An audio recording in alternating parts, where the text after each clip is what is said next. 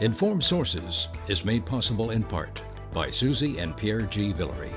With a lifetime of passion for public television, we are pleased to help underwrite Informed Sources. Please join us in supporting WYES TV.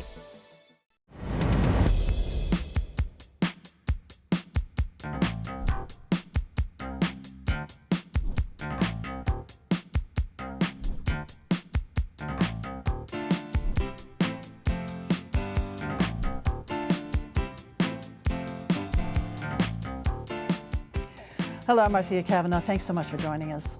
Well, so far, one thing that we can assume from New Orleans District Attorney Jason Williams' trial on alleged tax fraud is that he won't be using the same tax preparer next year, and that will suit the tax preparer just fine.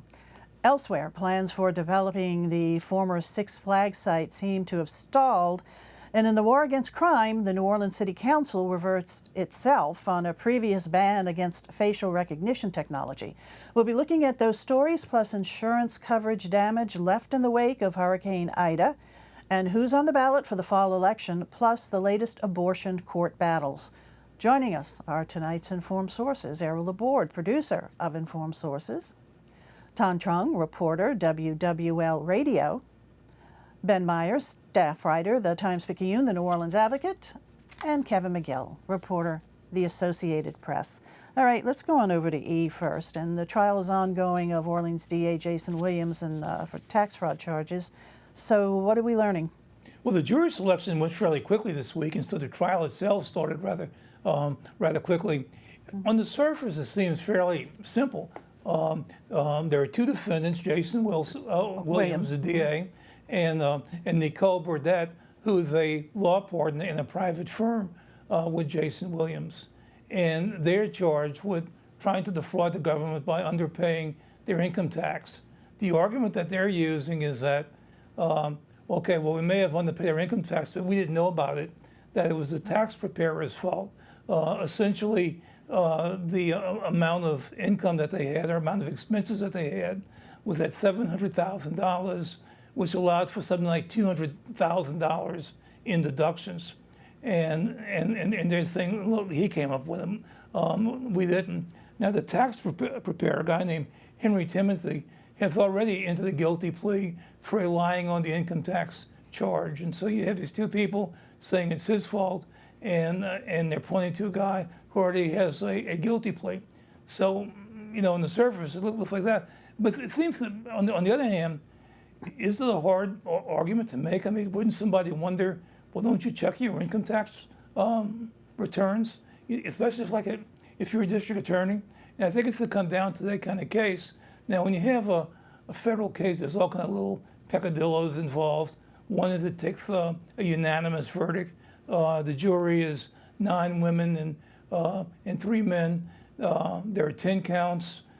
Sometimes that works against the defendant, because sometimes when you have too many counts, somebody might say, well, he must have done something wrong, so we'll find him guilty on this one. So there's a lot of dynamics that go back and forth.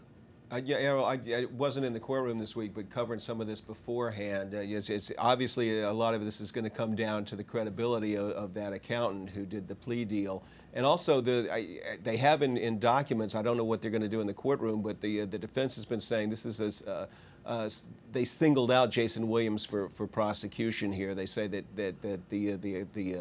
the tax preparer here, I don't know if he was an accountant, but the tax preparer had a lot of clients, and there were a lot of possible prosecutions that just weren't pursued here, but for some reason they pursued Jason Williams, and he's made the point before that it's a political prosecution.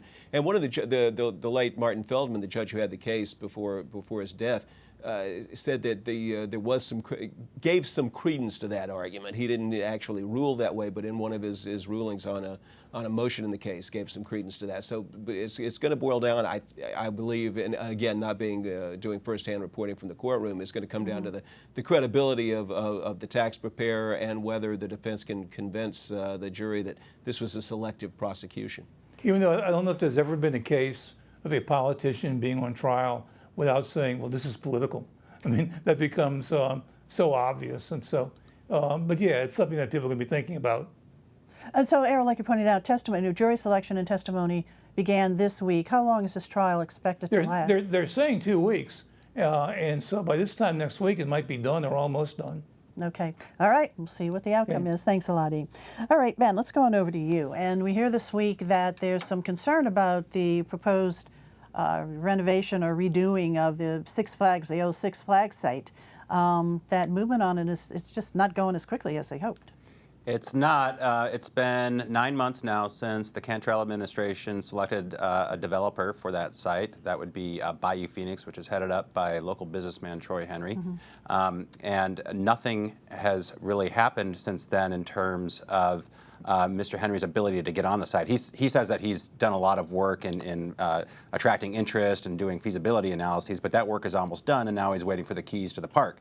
The problem is that the city would like to shift ownership of the property from one public agency to another, and the public agency, the New Orleans Redevelopment Authority, that would be receiving it, has not yet agreed to terms.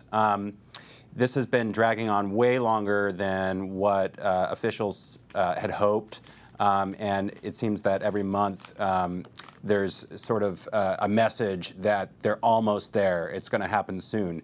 But meanwhile, Mr. Henry has said publicly this week that he's getting a little bit anxious. He's not ready to hit the panic button yet, but he says that if not within a few months, if he doesn't have the ability to get in there, all of the interest that he's attracting could be in jeopardy. Of businesses that would locate to this park. That's the interest you're talking about? Yes, like from operator. He's got plans for athletic ball fields, a hotel, and a water park. And he says he's generating a lot of interest from reputable operators, and that he's got feasibility analyses that show great returns. I haven't seen any of those myself, but he's certainly making that claim. And he says that he can't keep them in hand if he can't even get on the site. Yeah. So that seems to be the key delay there is the ownership of the property. Yes. What seems to be happening is that the New Orleans Redevelopment Authority is worried about getting stuck with this behemoth site that has seen many failures over the years in terms of redevelopment. That's some speculation, I would say. I haven't. Nora has not spoken to this directly, but it appears that they have watched what's happened over the years, and they need some guarantees that that they're not going to just be stuck with this. And so far, they have not been able to. It seems like any plan which incorporates being a type of amusement park, and this has a water park in it, that element in it. I understand there's more. Is something you got to think hard about. Because in the history of this site, remember it first started as Jazzland, and then that didn't work. And then Six Flags, which knows what it's doing, it's a big national company, that didn't work. And it's the question, is this a good place for an amusement park that people want to bring their families? Because for most people, wherever you live in the area, that site's far away. You know, it's on the other side of the high-rise bridge, or if you live in St. Tammany Parish, you got that 6-mile bridge. It's not a convenient ride. It's not like if something's located in Metairie, with a lot of avenues nearby. And so that's the first question you need to do. Well, there are plenty of people that live in New Orleans East with families that would love to have this. They've been saying so publicly for a long time. There's close to 100,000 people that live across the Industrial Canal. To the point about whether or not an amusement park is a good fit there, maybe so. Maybe it's not, but I think it's worth bearing in mind that the Six Flags and Jazzland, they were like a very specific type of amusement park with big rides and everything. I don't know if that's a comparable thing to what Mr. Henry's proposing or not. Which is a water park, right? Yeah, it's a water park. And there are other things that are going to be in there, like a logistical hub and stuff like that. Yeah, warehouse is also part of the plan. Okay.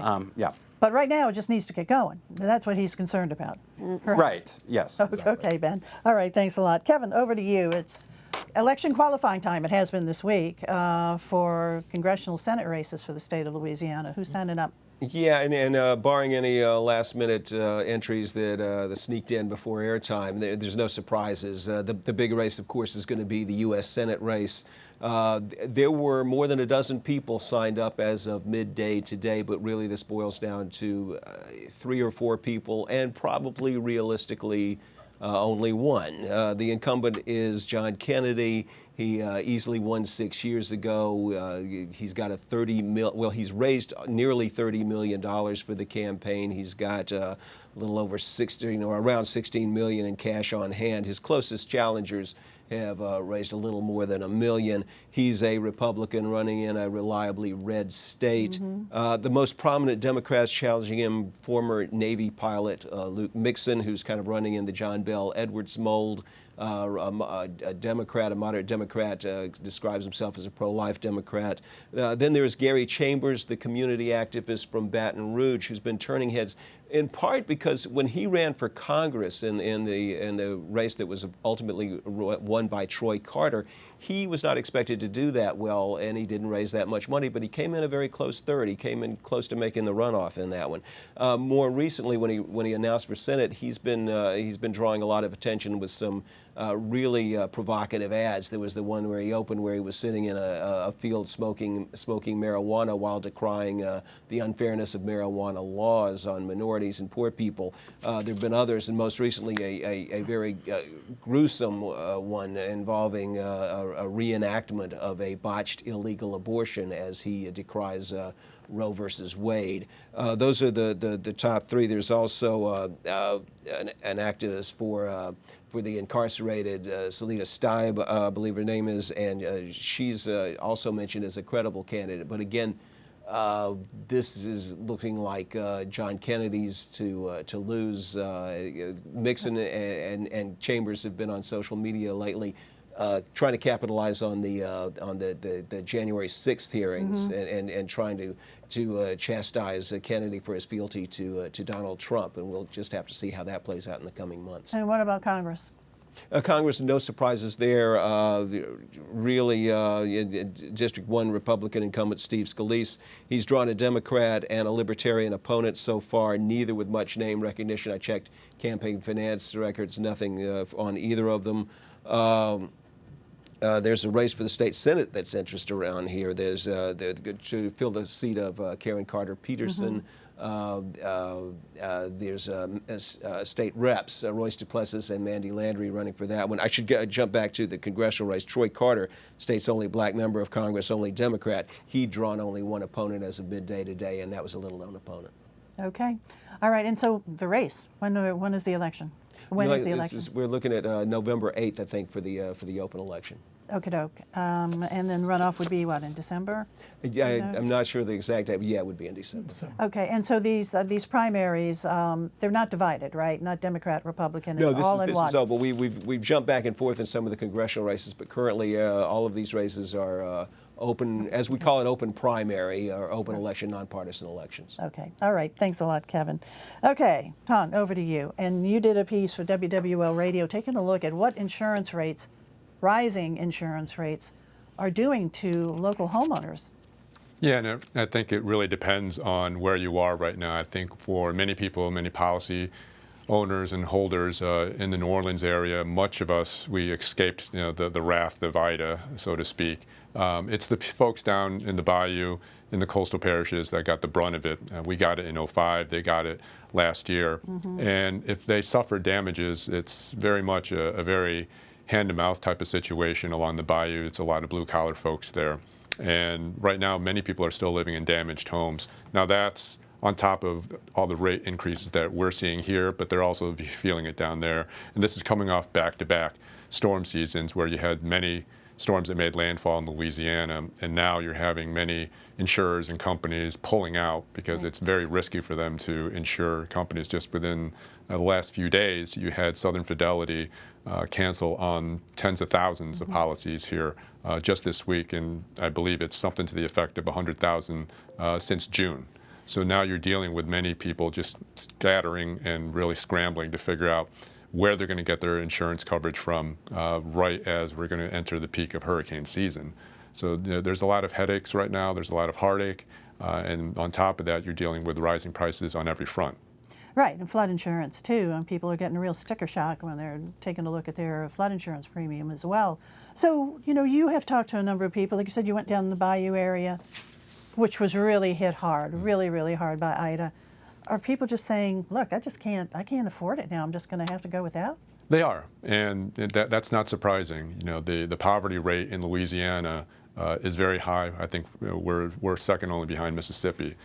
So there's a lot of people just living within the margins in terms of the economics of our state. And when you get down to the Bayou, it's very fragile in every sense of the word.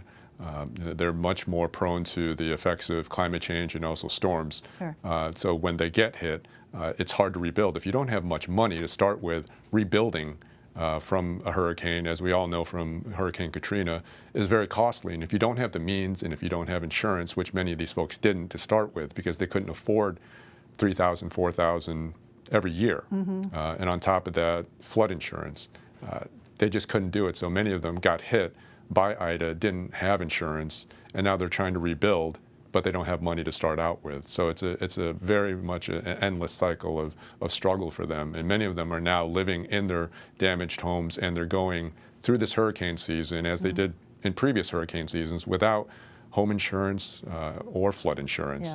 Yeah. But now, they're doing it in a damaged home, and now they have to pray that they don't get hit. So we've had a number of insurance companies belly up in the state over these past months, I think about 6 or so. But there is a fund in the state of Louisiana, LIGA, what is that, Louisiana Insurance Guarantee Association?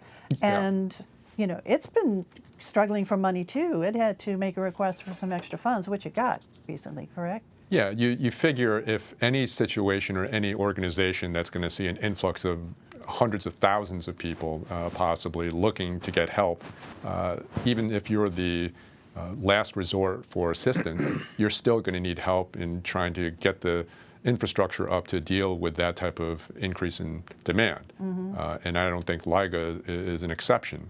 So now they have to kind of make sure that they're in place to help the people that are now struggling to find some level of protection during this hurricane season and well beyond, because we're just talking about hurricane season 2022, which is the big worry for us. Right. But what happens in the future when you're dealing with other issues just on a normal day? You could get damage from storms at any time of the year.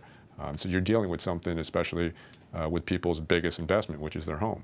Right, and as we approach, as you said, the real height of the storm season, some people are finding themselves uninsured because their insurance company, is not there anymore. It's a real problem. So I guess if folks have any questions, they should call the Louisiana Insurance Commissioner's office and try to get some answers. Yeah, and I spoke with Jim Donnellan, and I asked him point blank, when you're dealing with situations where people are seeing this type of increase, in some cases it's tripled, doubled, and even 4 times what they're dealing with. He said, build higher and build stronger. That's all good and all to hear, but if you don't have much means to do so, and you're struggling to pay an extra $1,000 a year, I don't think building higher or stronger is really in the books for you. It could be a problem, because especially you can't do it by next August, too. Exactly. Like next month. Okay, thanks a lot, Tong. All right, Kevin, let's go on over to you right now. And the abortion law in Louisiana continues to be challenged in court. Yeah, litigation has so far kept the 3 abortion clinics in Louisiana, one in Shreveport, Baton Rouge, one in New Orleans, able to operate. But of course, the days are numbered. It's a matter of how long before the state is able to shut them down. The short history here, you go back to 2006 all the way to this past spring. Louisiana lawmakers had been working on legislation designed to ban most abortions once the Supreme Court reversed Roe versus Wade. They'd been anticipating that for some time. It happened on June 24th. There was litigation instantly filed here in New Orleans on June 27th that resulted in a temporary order. That order was lifted briefly when a judge here decided the case belonged in Baton Rouge. The Baton Rouge judge issued another TRO. Then yesterday, that same judge issued a preliminary injunction, a little stronger order, saying the state cannot enforce this law pending the outcome of this lawsuit. The state indicated in a filing today it's going to go to the First Circuit Court of Appeal in Baton Rouge. So it's a matter of whether one of the appeals courts, ultimately probably the Louisiana Supreme Court, agrees with the plaintiffs in the case who make several complaints against the law, basically boiling down to its lack of clarity in some matters. They say it's unconstitutionally vague, and that they deserve a right to work under a clear law, especially in matters that might involve an exception for a fetus that has abnormalities that will not allow it to live outside of the womb, or when a woman's life or health are in danger. So it's hard to say when this will be resolved. Ultimately, it will be. This is a very obviously anti-abortion state. It's just a matter of whether the courts reject this litigation and say that it can be enforced, or whether they say the legislature is going to have to go back and rewrite the law, or whether the state health department is going to have to develop some rules that under which the law can be enforced. But right now, so far, abortion is still at least tacitly legal in Louisiana. Okay, but so what we're talking about, the trigger law, is that what we refer to? Yeah, the trigger law that's trigger being law, challenged? according to the litigation, they cite 3 different trigger mechanisms, I guess you'd say, in the legislation. Some of it going back to 2006, and some of it, again, in this legislation passed in the spring that was supposed to smooth over any inconsistencies. It was supposed to, as they said, harmonize the law. But the litigants here, the plaintiffs in this case, say it didn't do it sufficiently. They say this. Among the problems, the lack of clarity is the fact that they say that the trigger mechanisms are conflicting. It's not absolutely clear when they were supposed to kick in. That and the lack of clarity on some of the exceptions are their main points. So, but for right now, abortions can still be performed legally in the state of Louisiana. Yeah. Jeff Landry, the Attorney General, would argue that they are still illegal, and he has not so vaguely threatened that they are still illegal, but the state is blocked. State authorities are blocked from enforcing the law right now, and so far, the clinics in Shreveport, Baton Rouge, and New Orleans have felt comfortable operating, providing counseling, and providing abortions. Okay, we'll continue to see where this one heads. All right, thanks a lot, Kevin. Ben, back over to you. City Council in New Orleans sort of reversed itself in a decision it made 2 years ago. They put it back in place now. It's called facial recognition. So tell us about that. So facial recognition is something that law enforcement agencies use. They'll take surveillance images of individuals and pair it with a database of it could be mugshots, or it could be security clearance photographs and other things to try to make an identification. Privacy advocates are very concerned about this, and they will point to data that shows that this can lead to racial profiling and wrongful arrests. So the City Council banned facial recognition starting in 2021, the first of the year. By ban, what I mean is that NOPD was not allowed to procure evidence in this way or to request it, but it could still receive it if it didn't ask for it. So they could still use it if it was just thrown in their lap. The reversal of that ban essentially now simply allows the NOPD to request it from the Louisiana State Analytical and Fusion Exchange, in which they will provide the surveillance, and they then get it analyzed by the Fusion Center. Why this different position on it now? Why did they take this action? Well, certainly there's been pressure from the mayor and from various civic and business leaders who are very concerned about spiraling violent crime. It's a real concern. Homicide rate right now is through the roof and among the highest that the city has seen. But they are pointing to this as something that can at least help. I think some of the criticism from the council and from opponents is saying, well, show us that it can help before you start using this controversial practice. And notably, I think, Councilwoman Leslie Harris questioned police officials at the council meeting asking for some data to show the results of its use in the past prior to the ban. And they didn't have any. They couldn't say how many arrests had been made, how many clearances had resulted from it. So, you know, on one hand, you've got police swearing that this is really going to help investigate violent crimes, which are a real problem. And on the other hand, you've got very real privacy concerns and demands to show that it actually works. You know, like 2 years ago, among some elements of the population, there was a lot of tension. There's this defund the police movement was, I don't think it's popular, but it was certainly growing at that period of time. Since then, I think that mood has changed a little bit, and people are wanting to get back into the other way of supporting the police. Well, I think if you actually look at the NOLA coalition, which was formed last week, that in their terms was a very unprecedented formation where you saw this coalescing of many business people within the civic community as well. And I think that's reflective of a lot of the mood in the community right now. When you're seeing property crime, and that's the crime that I think touches most people. You know, we always talk about the murder rate and the shootings, but it's the property crime that will always cross parish lines and get into the suburbs, and that's when you start getting a lot of the outcry. And I think that's where we're at right now. And I think the NOLA coalition is reflective of people want actual tangible ways to fight crime at this point. So in Orleans Parish, it's back in use. NOPD, as you said, can request it. Just real quickly, Ben, is it used in other parishes in this region? I can't speak to other parishes. I know it's used by other agencies. It's not. It wouldn't be unique to NOPD. Okay. All right. Thanks a lot, guys. Now time other stories. E, over to you. Okay. Gasper Skiro, who was a longtime politician in New Orleans, at one time he was the Register of Conveyances, died today. That's Gasper and his wife, Mel. They both love New Orleans, and they love New Orleans trivia. Gasper, as a young man, belonged to the Old Regulars political organization. That was back in the days of machine politics. The Old Regulars was one of the groups. Gasper was always proud that he was the last of the Old Regulars, the last person left from that era. Also, if anybody lives in Harahan, his parents were real estate developers in Harahan, and there's a Gasper Street in Harahan named after him. Okay. Way back when. Thanks, E. All right, Ton, over to you, real quick.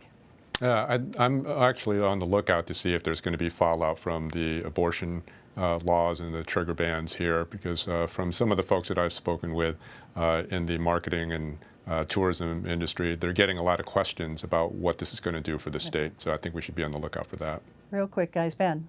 The city now has $188 million in federal coronavirus aid money, ARP money, that is now deciding what to do with it, and we should learn more in a couple of weeks. All right, Kevin, to you. All right, and we have that open Senate seat because of Karen Carter-Peterson's resignation, and less than a couple of weeks from now, she will make her first appearance in federal court, presumably to plead guilty in connection with that fraud charge that was lodged against her after she left office. All right.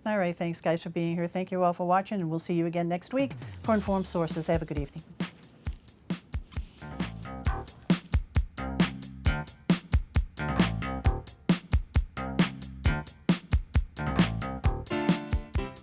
Informed Sources is made possible in part by Susie and Pierre G. Villery.